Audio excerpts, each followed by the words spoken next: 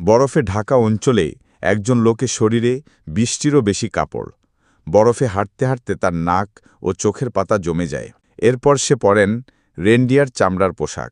এলাকা জুড়ে সব কিছু জমে থাকে, গাড়ির ইঞ্জিন, মাটি, এমনকি হাড় পর্যন্ত। ওই এলাকায় পৌঁছাতে হয় প্রথমে বিমানপথে, তারপর ৯০০ কিমি সড়ক পথে। পৌঁছেই থার্মোমিটারে দেখা যায় -৬০.৫। নিঃশ্বাসের সঙ্গে সঙ্গে নাকের লোম জমে যায়, মুখের চামড়া অবশ হয়ে আসে। এই গ্রামে প্রায় ৮০০ জন বাস করে। সবাই ঘরে থাকে, বাইরে কেউ দেখা যায় না। ঘরগুলো মোটা কাঠ দিয়ে তৈরি, ভিতরে কেন্দ্রীয় বয়লার থেকে তাপ সরবরাহ করা হয়।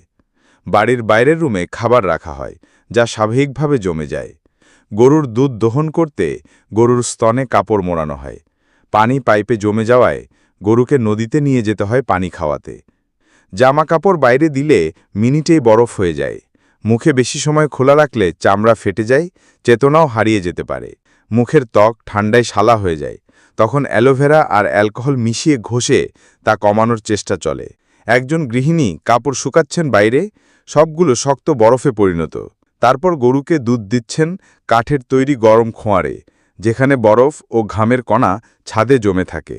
ইয়াকুতিয়ান প্রজাতির ঘোড়াগুলো বাইরে থাকে, শরীর জুড়ে ঘন লোম। এদের মাংস ও লিভার কেটে কাঁচা খাওয়া হয় ভিটামিন পাওয়ার জন্য। নদী থেকে মাছ ধরে সঙ্গে সঙ্গে ফ্রিজে রাখা ছাড়াই খাওয়া হয়। একজন শিকারী নদীতে বরফের নিচে ফাঁদ বসিয়ে মাছ ধরছেন। মাছ তোলার সঙ্গে সঙ্গে জমে যাচ্ছে।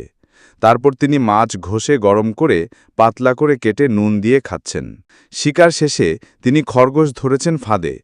সেই খরগোশ রান্না করে সবাই খাচ্ছেন। পাশাপাশি গ্রামের বাড়ির বাইরের অংশে গরুর গোবর দিয়ে তৈরি বিশাল ভাস্কর্য। বাড়িতে পাইপলাইন না থাকায় পানি সংগ্রহের জন্য নদীর বরফ কেটে ব্লক বানানো হয়। সেই বরফ গলিয়ে পানীয় জল তৈরি হয়। সপ্তাহে একবার গরম পানিতে গোসল করা হয়, যার জন্য কাঠ কেটে পানি গরম করা হয়।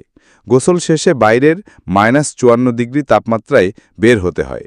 বাচ্চারা সকালবেলায় ঘুম থেকে উঠে ধীরে ধীরে গরম পানি দিয়ে হাত মুখ ধুয়ে প্রস্তুত হয় স্কুলে যেতে। অনেকগুলো স্তরের জামা, মোজা, হাতমোজা পরে স্কুলে যায়। স্কুল খোলা থাকে যতক্ষণ না তাপমাত্রা -৫৫ ডিগ্রির নিচে নামে। একজন শিকারী জমে থাকা নেকড়ে ও ভাল্লুকের চামড়া দেখাচ্ছেন, যেগুলো শিকার করে সংগ্রহ করেছেন। গাড়িগুলো দিনে বন্ধ থাকলে সম্পূর্ণ জমে যায়, তাই জেট হিটার দিয়ে ৩ ঘন্টা গরম করে তেল, ব্যাটারি, ফুয়েল সব গলাতে হয়। এরপর গাড়ি চালু হয়। শেষে দেখা যায় বরফে নদীতে লাফিয়ে পড়ছেন এক ব্যক্তি আর একটি ডিএনএ কিট ব্যবহার করে নিজের পূর্বপুরুষের তথ্য জানছেন।